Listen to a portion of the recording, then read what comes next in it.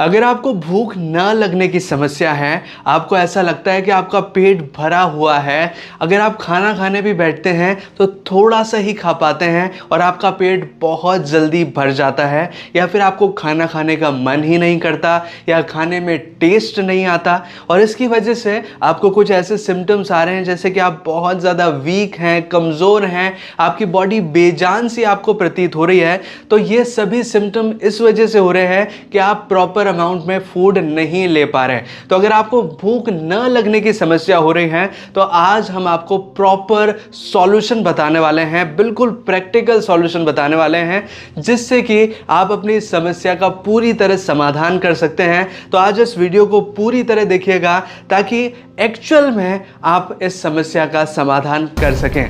नमस्कार दोस्तों, मैं हूं आगम सिंह सिसोदिया, स्वागत है आप सभी का। सबसे पहले तो मैं आपको बताना चाहूँगा कारण के बारे में कि आखिर भूख न लगने की समस्या किस वजह से होती है। ये कई कारण हो सकते हैं इसके पीछे, लेकिन उन्हें दो कैटेगरी के अंदर कैटेगराइज किया गया है। एक तो फिजिकल कारण और दूसरा मेंटल कारण। फिजिकल कारण यानी कि आपकी बॉडी के लेवल पर किसी तरह की समस्या है, मान लीजिए आपको किसी तरह की बीमारी है, किसी तरह का इन्फेक्शन है, या फिर आपको कॉन्स्टिपेशन यानी कि कब्ज की समस्या है।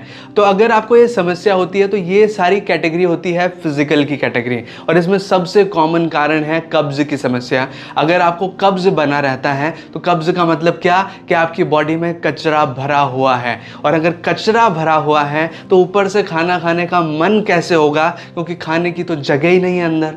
अगर वो कचरा निकल जाएगा तो आपको भूख भी अच्छी लगेगी, आपको खाना भी खाने का मन करेगा। तो ये बहुत इंपॉर्टेंट कारण होता है, इसका भी सॉल्यूशन जानेंगे आज। और दूसरा कारण जो होता है मेंटल इलनेस। अगर आपको मानसिक रूप से किसी तरह की समस्या है, मान लीजिए आपको स्ट्रेस, बहुत ज़्यादा तनाव रहता है, एंजाइटी होती है, बहुत ज़्यादा चिंतित रहते हैं आप, या फिर आपको डिप्रेशन हो गया है, तो इस कंडीशन में भी आपको लॉस ऑफ एपेटाइट यानी कि भूख न लगने की समस्या होती रहती है। तो ये कंडीशंस भी आज हम सॉल्व करने वाले हैं, हर एक चीज़ का प्रॉपर तरीके से इलाज जानेंगे। तो चलिए सबसे पहले बेसिक से स्टार्ट करते हैं। मैं आपको कुछ कॉमन चीज़ें बताऊंगा जो कि आपको अपने डेली रूटीन्स में शामिल करनी है। सबसे पहली चीज़ एक नुस्खा बता रहा हूँ, जिसे अगर आप सुबह शाम डेली बेसिस पे लेते हैं तो आपकी भूख बहुत ज़्यादा खुलने लगेगी। आपको ऐसा लगेगा ही नहीं कि आपको भूख नहीं लग रही है। ये नुस्खा कैसे बनाना है कि आपको एक छोटा सा अदरक का टुकड़ा लेना है, उसको बारीक से किस लेना है, छोटी किसनी आती है उसकी मदद से आपको बारीक किस लेना है और उसको चाय छलने की मदद से या किसी कपड़े की मदद से छान लेना है। लगभग 1 चम्मच के बराबर का आपको अदरक का जूस बनाना है इस तरह से किस करके, और उसमें आधा नींबू निचोड़ लेना है। और इस पूरे मिक्सचर को, अदरक और नींबू दोनों के रस को आपको 1 गिलास पानी में मिला करके उसमें थोड़ा सा नमक मिलाना है। नमक भी सेंधा नमक या काला नमक, आप थोड़ा सा स्वाद अनुसार मिला सकते हैं, और इसको सुबह शाम आपको खाली पेट पीना है। जब भी आप खाना खाने जा रहे हैं उससे पहले आपको थोड़ा सा इसको पी लेना है, 1 गिलास जो भी ये अमाउंट है उसको पी लेना है। इससे आपकी भूख बहुत ज़्यादा खुलने लगेगी। इसके पीछे का कारण ये है कि ये जो अदरक और नींबू आपके डाइजेस्टिव जूसेस को एक्टिवेट करते हैं, उन्हें सीक्रेट करने में मदद करते हैं। तो जैसे ही पेट में एंजाइम्स, डाइजेस्टिव जूसेस आने लगेंगे तो आपको भूख लगने लगेगी, और इससे आपका डाइजेशन और आपका मेटाबॉलिज्म भी फास्ट हो जाएगा। तो इससे आपको फायदा मिलेगा कि आपकी भूख बहुत जल्दी बढ़ने लगेगी। सबसे पहली चीज़ तो आपको डेली बेसिस पे ये चीज़ करनी है। दूसरी चीज़ कि आपको डेली बेसिस पर छाछ को कंज्यूम करना है, यानी कि आप दिन भर में जब भी खाना खा रहे हैं तो दिन भर में एटलीस्ट 1 बार आपको छाछ पीना है दिन में, खाना खाने के लगभग आधा घंटे बाद। इससे आपका डाइजेशन बहुत अच्छा हो जाएगा, और इसमें प्रोबायोटिक बैक्टीरिया होते हैं जो कि आपकी इम्यूनिटी पर भी बढ़ाते हैं, आपका डाइजेशन भी इम्प्रोवाइज करते हैं, और अगर आंतों में किसी तरह की बीमारी या इन्फेक्शन हो रहा है तो उससे भी लड़ने का काम करते हैं। और तीसरी चीज़ जो कि आपको अपने डेली रूटीन्स में शामिल करनी है वो है च्यवनप्राश। च्यवनप्राश में बहुत सारे ऐसे माइक्रो न्यूट्रिएंट्स होते हैं जो कि आपकी बॉडी में फूड का एब्जॉर्प्शन बढ़ाते हैं, और साथ ही इसमें आंवला होता है जो कि विटामिन सी से रिच है, जो कि आपकी बॉडी के लिए बहुत ज़रूरी है। तो क्या होता है, कई बार आपने देखा होगा कई लोग बहुत ज़्यादा खाना भी खा लेते हैं लेकिन फिर भी उनकी बॉडी में लगता नहीं है खाना वो उनकी बॉडी पतली सी रहती है, क्योंकि खाना ऊपर से तो खाया, नीचे से डायरेक्ट निकल गया, बॉडी में एब्जॉर्ब ही नहीं हुआ। तो इस एब्जॉर्प्शन को कराने के लिए कुछ माइक्रो न्यूट्रिएंट्स की आवश्यकता होती है, जो कि आपको च्यवनप्राश एक बहुत अच्छा सोर्स है, वो आपको दे सकता है। तो च्यवनप्राश डेली बेसिस पे सुबह शाम एक एक चम्मच ज़रूर लें। ये भी आपकी भूख लगने की समस्या को बढ़ाएगा और आपकी बॉडी में न्यूट्रिशन का एब्जॉर्प्शन भी इससे तेज़ होता है। तो ये तो बात होगी कुछ कॉमन चीज़ों की जो कि आपको फॉलो करनी चाहिए। अब बात करते हैं स्पेसिफिक ट्रीटमेंट के बारे में। मान लीजिए आपको कब्ज़ की वजह से ऐसा लग रहा है कि आपको भूख नहीं लगती, तो इसमें क्या करें, कब्ज़ का ट्रीटमेंट करने के लिए आपको बेसिक सी चीज़ करनी है कि आपको खाना एक साथ नहीं खाना है। आपको खाना छोटे छोटे पैकेट्स में खाना है। मान लीजिए आपने एक बार खाना खाया, थोड़ा सा खाया, उसके 3 घंटे बाद फिर आपने खा लिया, उसके 3 घंटे बाद फिर आपने खा लिया।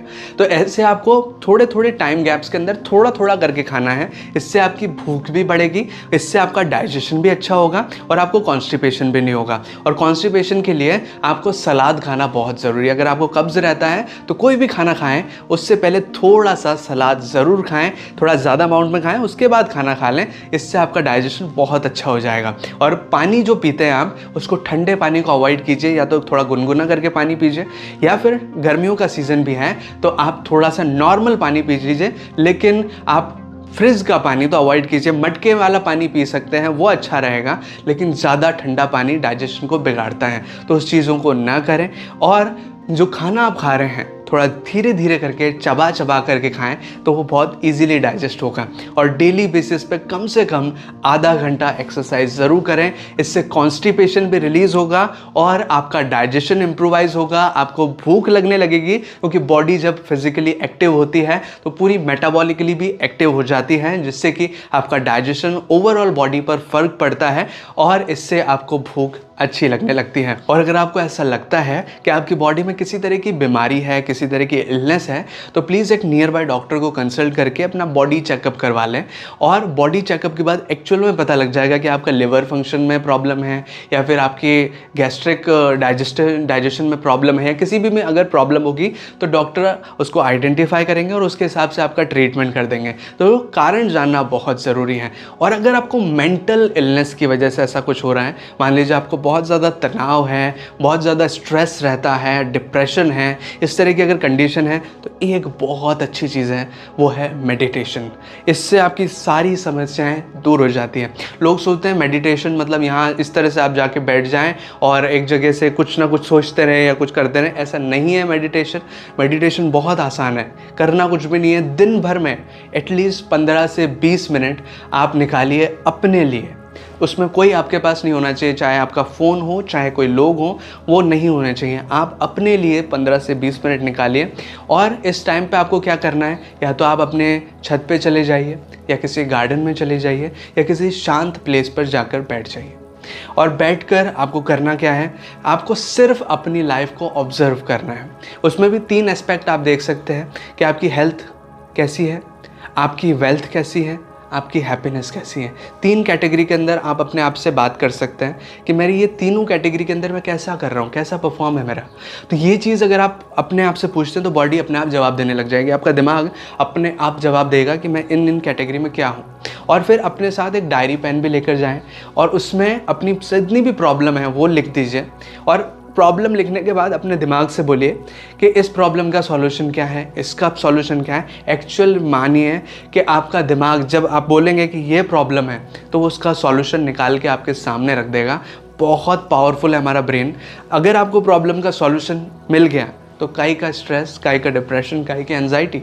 तो सिंपल सी चीज़ है, अपने आप से पूछना है, अपने आप को टाइम देना है, अपनी प्रॉब्लम्स को देखना है। जब आप देखने लगेंगे अपनी प्रॉब्लम्स को तो वो ऑटोमेटिकली सॉल्व हो जाएगी, जब आप उसका सॉल्यूशन को फाइंड आउट करने की कोशिश करेंगे। क्योंकि हम जब क्या करते हैं, हम बहुत ज़्यादा सोचते रहते हैं, तो सोचने से सॉल्यूशन नहीं आएगा। आपको बैठकर उसका समाधान करना पड़ेगा। तो बैठिए, खुद के साथ टाइम बिताइए और आपकी जो मेंटल वाली प्रॉब्लम है वो सॉल्व हो जाएगी। और वो सॉल्व हुई तो आपको भूख भी लगने लगेगी और सारी जितनी भी प्रॉब्लम्स हो रही हैं आपकी लाइफ में वो भी सॉल्व हो जाएंगी। तो ये है कुछ ज़रूरी जानकारी कि कैसे आप भूख न लगने की समस्या का पूरी तरह समाधान कर सकते हैं। अगर आपको ये वीडियो अच्छा लगा, अगर आपको ये वीडियो हेल्पफुल लगा तो प्लीज़ वीडियो को लाइक कीजिएगा, इसे शेयर कीजिएगा अपने दोस्तों और अपने फैमिली मेम्बर्स के साथ और उन ज़रूरतमंद लोगों के साथ भी जिन्हें भूख न लगने की समस्या है और उनकी बॉडी वीक, कमज़ोर महसूस कर रही है। और अगर आपने चैनल अभी तक सब्सक्राइब नहीं किया है तो प्लीज़ चैनल को सब्सक्राइब कीजिए, बेल आइकन को दबाकर ऑल पे प्रेस कीजिए ताकि इसी तरह के वीडियो नोटिफिकेशंस आपको आगे भी मिलते रहें।